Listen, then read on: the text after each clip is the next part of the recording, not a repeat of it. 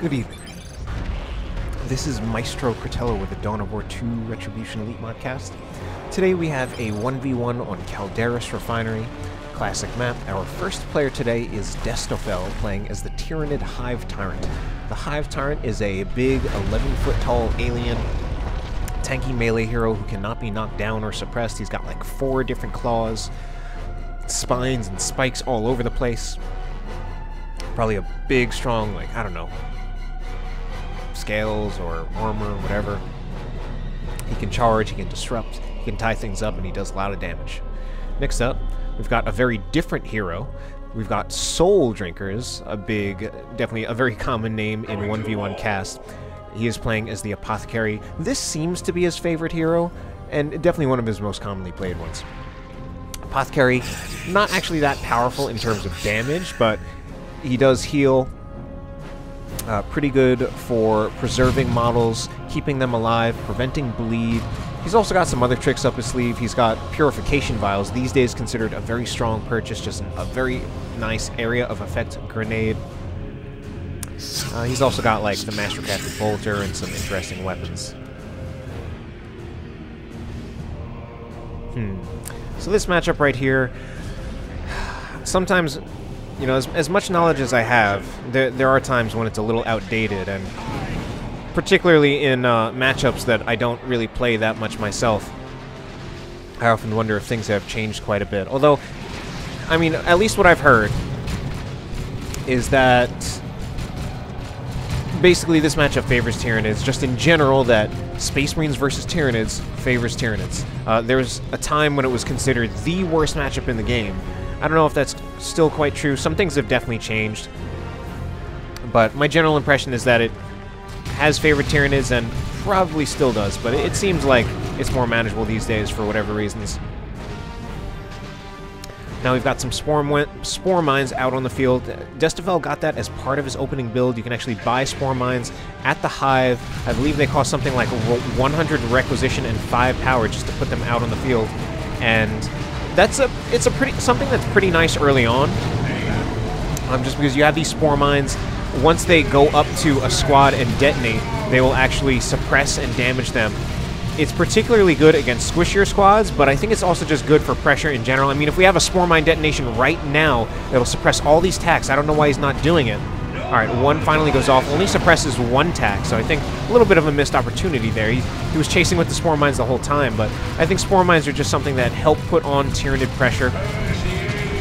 And I mean, just there we have it right there. And these Spore Mines, of course the Spore Mines are eventually going to die. They are cheap. But, I mean, the effect that they had there was that we had Soul Drinkers pushed all the way back into his base. Now, although it pushed Soul Drinkers all the way back into his base, I also feel like Destoffel didn't actually achieve that much by pushing Soul Drinkers all the way back into his base. He doesn't necessarily have overwhelming map control. He didn't gain that much better control of the resources. It didn't even have much in terms of VPs, because we had these backcapping scouts that decapped Destoffel's natural. Destoffel didn't even have the contested VP, in part because he was just pushing with everything he had. He also didn't get a generator bash off. So, I mean, he exerted a lot of pressure, and sometimes that can be nice, but I don't feel that he actually gained a whole lot out of that.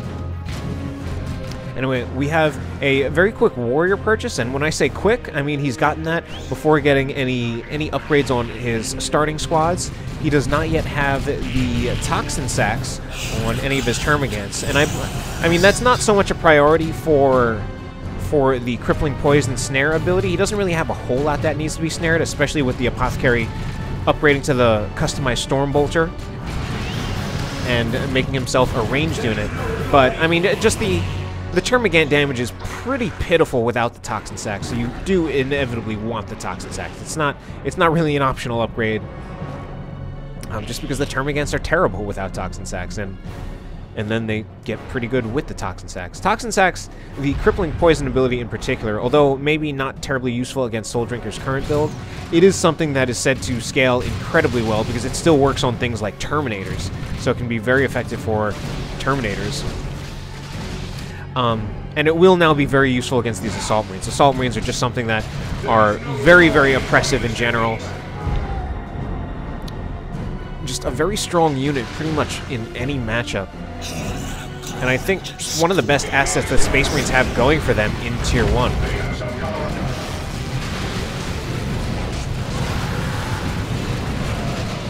I mean, right now the Assault Marines, I think, are doing pretty well. They might also risk losing a model, but we have that Apothecary heal, and that's one of the great things about the Apothecary. Assault Marines are generally oppressive no matter what, and the Apothecary really makes that even worse because suddenly the Assault Marines will get their heal, and then they won't lose models while bleeding models off of enemy squads. It can especially be very powerful if the Apothecary gets the Purification rights, because then whatever melee squads are counter-initiating against the Assault Marines will get knocked over. So that can be very useful against squishier melee squads like Hormagaunts, Heretics, Banshees. Particularly against Heretics, you can really bleed a cast player a lot, and then really make them get nothing out of it if you throw a heal down on Assault Marines with Purification rights against Heretics. Anyway, Destoffel going for a massive build, so he's going for a lot of early pressure, and I mean, and yet he's getting pushed back. He might feel that he might need all this extra pressure against Assault Marines backed up by an Apothecary's heal. And he still doesn't have any Toxin Sacks. I mean, he's upgrading, actually. He's upgrading on one of them. But, I mean, he doesn't have a whole lot of resources. That's going to make things a little bit tougher for him, especially if he starts bleeding models. We're going to see a burrow, and that actually managed to hit 3 different squads. That being said, although that burrow managed to disrupt 3 Space Marine squads, I think the Raveners have mostly done their work, but they did make it a little easier for all the rest of the melee units to get in, so we do have a pretty overwhelming melee build. And I guess part of what has generally been considered tough about the Space Marine against Tyranid matchup is that basically just that Tyranids can be really overwhelming by getting more squads, especially melee squads, and it can be very hard for Space Marine players to keep the Tyranids at bay pretty much. We've got a scout here with shotguns, but it's only 1 shotgun scout, and usually 1 shotgun scout isn't enough to hold back an entire blob of Tyranids. Sometimes even 2 is not enough. And, I mean, just shotgun scouts by themselves aren't even the answer. So I think a Devastator could probably help, especially as long as Destoffel is going for a very long build himself. And now Destoffel has set up a Brood Nest to reinforce as well as give all of these Tyranids healing. Again, just try to keep on the pressure. So this pressure is pretty brutal from Destoffel. That being said, we do have a Flamer Attack, and I actually think the Flamer Attack should prioritize burning down this Brood Nest. I mean, the Brood Nests are not terribly tough. So I think it would go down pretty quickly to some Flame Attack fire. You know, we've got Raveners of all things bashing the generators not terribly quickly, and now all these Tyranid units are getting forced off, and I think they kind of gave up a bit of their advantage, maybe pushing a little too hard. Especially since Destoffel put down this Brood Nest, but then he didn't stay by it. He had all of his units extending forward, so they weren't even getting the benefits of the Brood Nest. Right now, the only squad getting the benefits of the Brood Nest is this squad of Termagants, and Termagants are definitely something that can be overwhelmed by all these things right here, these Assault Marines, attacks. It's really more like the Warriors and the Hormagaunts and the Hive Tyrant. They're going to be the ones really overwhelming the Space Marines. So Destoffel, meanwhile, he's actually going to Tier 2 first, although Soul Drinkers has the resources to start Tier 2. But I think, I mean, if I take a look at things, Destoffel is actually a little bit wreck-starved. He's got massive amounts of power in the bank, but he doesn't have a whole lot of requisition, I think because he's reinforcing all of his squads, which is part of the risk of going for any infantry-heavy play. One of the reasons to get like a mixed build, getting vehicles, and getting many different kinds of infantry is that you don't bleed as much. Like, this is a build for Destoffel that is very inevitably going to bleed. Just because it's so many different kinds of infantry units. And I mean, part of the reason that is, I remember once a while ago watching a Company of Heroes cast where the caster explained that by getting a lot of just basic infantry squads, something like attack basically, you're kind of giving up, you're trading efficiency for brute force, and I feel like that's what Destoffel has, because all of his squads are going to be taking damage to deal damage. It's not like something like, say, a Barbed Strangler warrior, which would prevent kind of your opponent's damage output by doing suppression. And I'm trying to think of what other things would also have that effect. Like, even for Destoffel, going for a shorter Tier 1 build, and then instead of getting one of these extra squads, if you got something like a Tyrant Guard or a Tyrant Guard or a Zoanthrope in Tier 2, and those are two things that, again, they're not going to cost Destoffel in the middle of engagements, because they're not going to bleed models, so whatever they do, they'll be able to do it as long as they don't die entirely. They're going to be efficient. But I mean, at this point, Destoffel has every single thing he has on the field is a squad except for his hero, so they're all going to bleed models. Engaging with any of them is inevitably going to cost him economically, as opposed to, again, if you got something like a Zoanthrope, which could stay far away, do damage while not taking any damage, or something like a Tyrant Guard, which will take damage, but it won't bleed. It'll just take damage, and then as long as he keeps it alive, just runs it away at the right time, it's not going to cost him anything to engage with the Tyrant Guard and actually, hopefully, get things done. That being said, Destoffel getting pushed off. This gives Soul Drinkers a bit of a generator bashing opportunity, although I'm not sure how much it actually matters. Destoffel almost to Tier 3. Although if he goes to Tier 3, he might not have much stuff if he doesn't keep these generators up. But I feel like he should be able to get out there pretty soon. That being said, Soul Drinkers is committing very, very hard to this. He's already taken out 2 generators, probably going to take out the whole farm, at least all of the generators. And yeah, you know what? He's going to get the node too, or he's just going to back off from the node.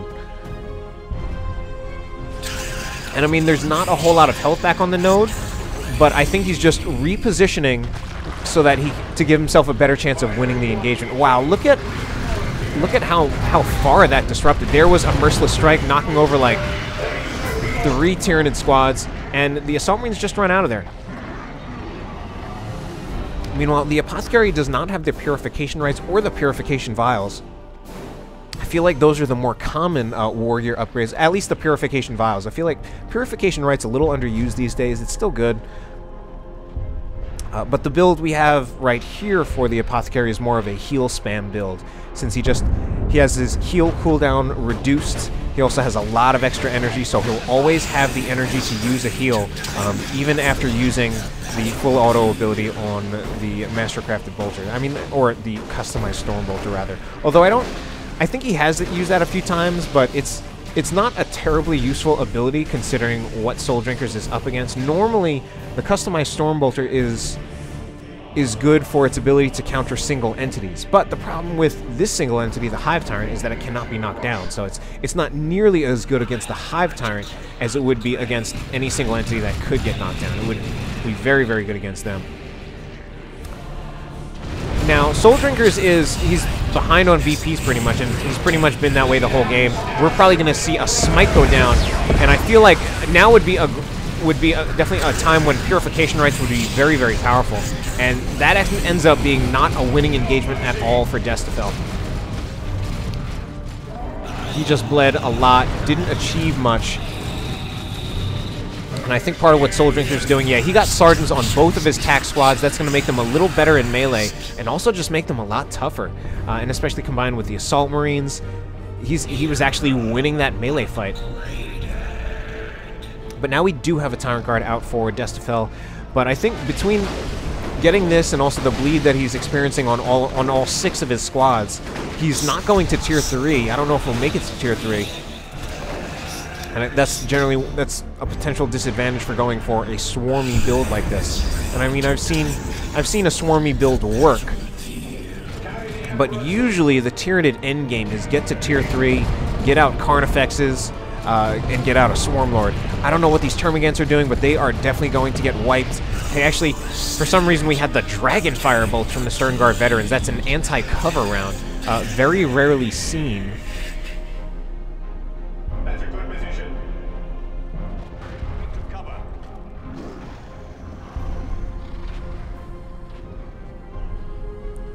And if anything, Destoffel's... Things are not feeling good for Destoffel right now. He has not won the past few engagements. The VPs are starting to even out when Destoffel had such an advantage. And suddenly having all of these squads does not seem to be working out that well for him. And especially the squishier squads like the Hormigons just seem to be getting brutalized. And I mean, with that heal, he'll probably be able to pretty quickly heal these Tactical Marines. He lost only an Assault Marine model, so otherwise he's not bleeding a whole lot either.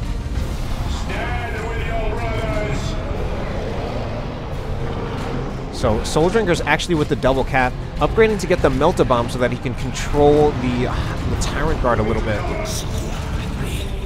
And he does have quite a few things that can damage the Hive Tyrant. He's got some Vengeance rounds loaded in for the Stern Guard veterans. And this Librarian here appears to be fully upgraded. He's certainly got his Force Staff, and he's got 1,000 hit points, which I believe is how much health he has once he's fully upgraded.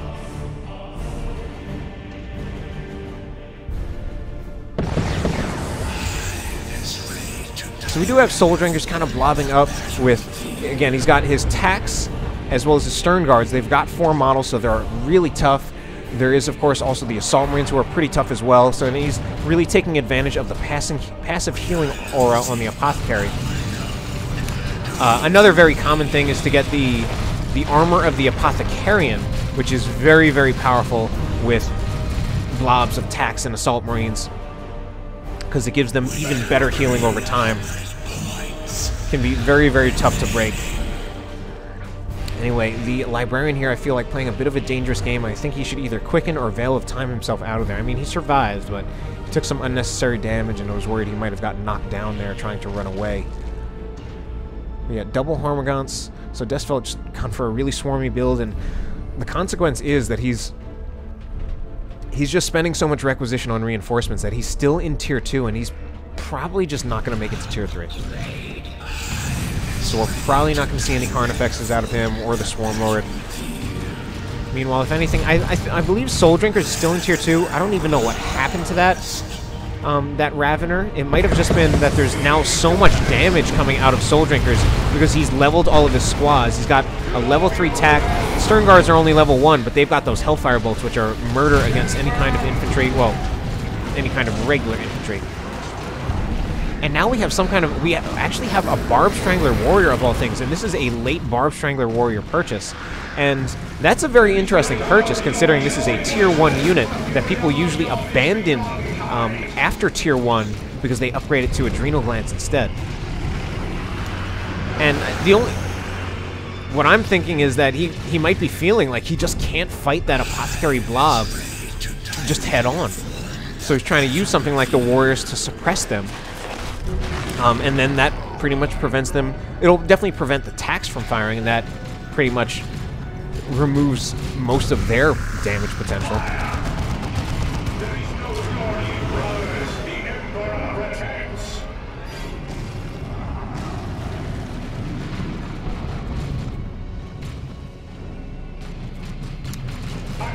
Meanwhile, while all this engaging is going on, Destoffel's focusing a lot on just this blob-on-blob engagement. So he's not really doing anything about these backcapping scouts capturing his own power node, and I'm not sure it matters that much. Destoffel actually now making it to Tier 3. I think it's taken him a really long time. Oh my god, and Angels of Death, definitely another thing that going to... I mean, we're really seeing that. You know, as much as I said this matchup probably favors Tyranids, right now the way Soul Drinkers is playing it, he's really taking the advantage over the Tyranids, and this Tyrant Guard is going to go down. So that really ended up not going too well for Destoffel. Destoffel is hurting horribly now, despite still having a significant VP lead, and I think he's been holding onto the VPs even while he's been losing all of these engagements. But he's now in a very weak position. He's gotten to Tier 3. Well, you know, he's in a weak position, and yet in a way he's not. He's in Tier 3, he's finally in Tier 3, and now that he's lost some of his squads, he won't actually be bleeding as much from them. So now it might actually be more feasible for him to put a Carnifex out on the field. He's got a pretty high requisition income because he lost some squads, so he doesn't have as much upkeep. So with any luck, he could put a Carnifex out on the field. I think he should also capture his natural power. His power income's pretty low, and I don't remember the exact power cost for a Carnifex. I believe it's 160. So we might want to speed up his power income a little bit. Soul Drinkers, meanwhile, has been playing this very, very well, despite all of the early pressure that Destoffel has exerted. Soul Drinkers has done very well to preserve his army, not only to preserve his army, but really to preserve models, which is, of course, what the Apothecary does. That's one of the unique strengths of the Apothecary, and is one thing that has probably always been considered a little too good about him. Apothecary, meanwhile, level 5. And then we also have, with the way all of these Tyranids are bleeding models, now all of these Space Marine squads and units have levels as well. We've got a level 5 Apothecary, level 2 Stern Guards, level 4 Tax, I bet level 4 Assault Marines. Nope, only level 3, but that's okay. Level 2 Librarian. Devastator as well. You know. But either way, we've got levels on all of these squads, and I feel this is part of the Space Marine Snowball. The Space Marine Snowball usually refers to Space Marines preserving all their squads, accumulating units, and also accumulating levels, because they'll be killing models while probably denying model kills to their opponents. Now, it looks like Destoffel has opted to get a Doom of Malantai as opposed to getting a Carnifex or Swarmlord. It is cheaper, so it was easier to put it out on the field, and he also wanted to get his Hive Tyrant back, so potentially not a bad choice. Does have to be careful about the Doom of Malantai getting jumped by Assault Marines, however.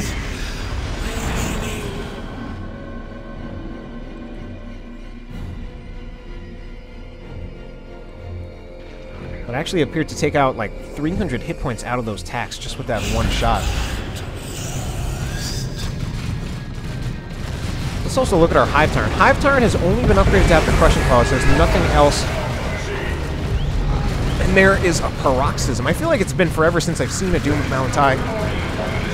Paroxysm drains some of the health off of those Tactical Marines as well as the Stern Guard veterans, and we actually see pretty much a full retreat from Soul Drinkers. He's only got these Devastators out on the field, which at some point are going to have to go, oh no, yeah, retreat those scouts out of there. If it weren't for this Devastator, that probably would have been a dead scout squad, and now the scouts got to go as well. So VP is now pretty evened out, except for the fact that Destoffel is definitely going to get more of a cap. He's capturing with the Doom of Malantai. I didn't know it could cap. Well, that's not surprising. Actually, I don't know where he's going with all of his squads, but given the stage of the game it is, like just late in the game, not a huge amount of VPs left for either player, I think it's a bit of a mistake for Destoffel not to put on the pressure on the natural VP. He definitely had the time to at least get a decap. And he also didn't go for the Generator Bash either, which, I mean, the Generator Bash doesn't matter as much for disrupting your opponent's income at this stage of the game, especially with how well Soul Drinkers is doing economically. But you still get the red for it, and I always just like bashing generators for the purpose of building up the red so that you can have as much opportunity to use global abilities as you can, since those can be things that can, near the end of the game, that can actually turn the tide of engagements, especially if you think, like, you don't actually have enough actual squads to win engagement, or just the way the engagement is going, you're not doing well enough. A good global use is something that can make a difference. Soul Drinkers, meanwhile, has a lot of resources in the bank. I'm guessing he's going for Terminators, but I could be wrong. And, you know, I could especially be wrong because he does not have the population to get Terminators. However, he is getting Vanguard veterans, and you know, that's a pretty smart choice. It's a smart choice because he had an excess of resources, not enough population to actually buy a squad, so he got upgrades.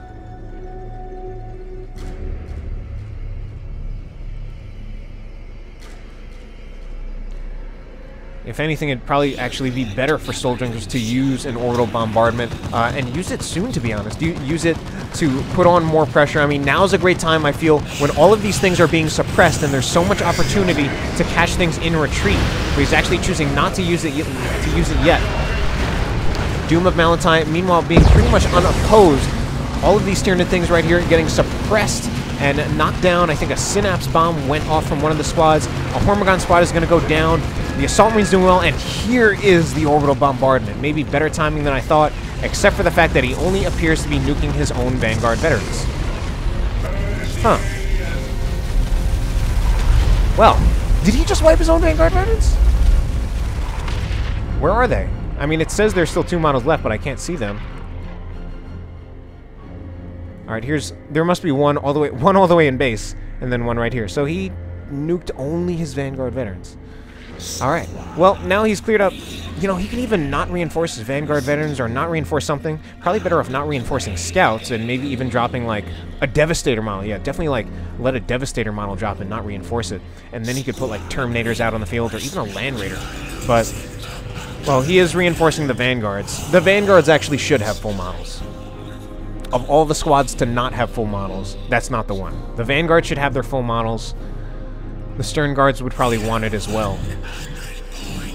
So if he wanted to give up some models, should be on the Devastators, the Scouts, and maybe this squad of Plasma Attacks. Although they're level 4, they're going to be doing a lot of damage with all their bolters. Anyway, Destoffel has lost a lot of stuff. Not looking too good for him now. He's almost got enough for a Tyranno formation, but I'm not confident that that's something that would put him back in the game.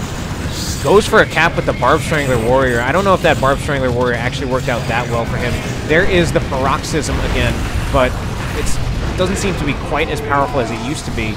And, I mean, Soul Drinkers really just toughed it out and didn't care about it. Here's another Angels of Death. So use Angels of Death, prevents knockback as well as reducing the damage taken by, I believe, 50%. Where is this Doom of Malachite going? That's going to be it for the Doom of Malachite. And, you know, I'm sure at this point that's it for Destoffel, just with all of the losses he's taken. Except, why did we have a full retreat? Why did we have a full retreat? Just because that full retreat is something that could give Destoffel the game at a time when he should absolutely not have the game. Because that's going to allow Destoffel to get a cap, possibly a triple cap, more likely a double cap, especially with these back-capping scouts.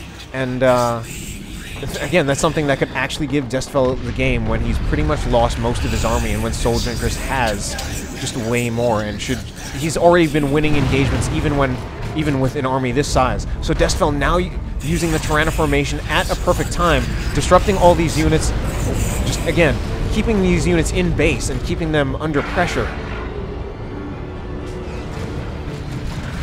Now, that being said, I don't know if Destoffel can fight off all this stuff. He's mainly going to be relying on trying to hold the VPs long enough because he can't win. At this point, he's not going to win on fighting. He does not have enough. He does not have enough squads. Needs to get the warriors back on the point. Have all these, well, you know, I'd say have all those squads go for the scouts, but if he kills all those scout models, we might actually see Soul Drinkers go for like a Terminator call-in, but I think Soul Drinkers made things a little unnecessarily close here and actually gave Destoffel another opportunity, although it looks like Soul Drinkers is probably still going to close this one out.